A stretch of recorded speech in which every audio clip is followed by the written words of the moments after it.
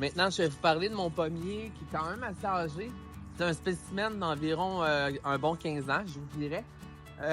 C'est sûr qu'au niveau de la taille, cette année, j'ai retiré au niveau des bourrelets, j'ai retiré toutes les vieilles branches. Donc, vu que c'est un vieux pommier, les branches du bas, souvent, elles vont s'assécher. Donc, c'est important de les retirer. Comme vous voyez ici, je pourrais retirer encore celle-là ici.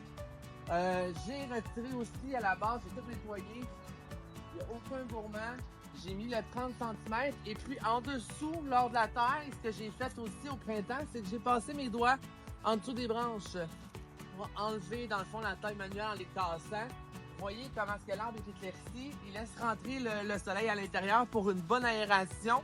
Et puis, comme je disais au tronc, j'ai pas de... Il n'y a pas de branches, il n'y a pas rien, donc il est vraiment bien aéré. Même chose encore une fois, celui-là, je mets du BRF avec du bois raméal fragmenté.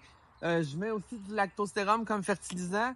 Et puis le purin d'ortie est utilisé aussi comme recette. Et ce pommier-là, je vous dirais, il fournit à chaque année vraiment, vraiment beaucoup de pommes et je n'utilise aucun produit chimique pour cet arbre qui est juste ici. Et comme je vous disais, quand je le passe en dessous, pour éviter que les fruits qui sont pas bien aérés, ben je brise comme les petits bourgeons en dessous. Donc, il n'y aura pas de fruits. Donc, c'est ce qui fait que cet arbre-là va produire des bons fruits.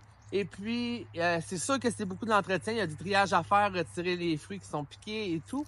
Mais pour l'instant, je vous dirais que ça va super bien. C'est sûr qu'il y a beaucoup de taille à faire, mais avec le temps, c'est l'amélioration. Donc, ça fait à peu près 3 ans qu'on travaille dessus.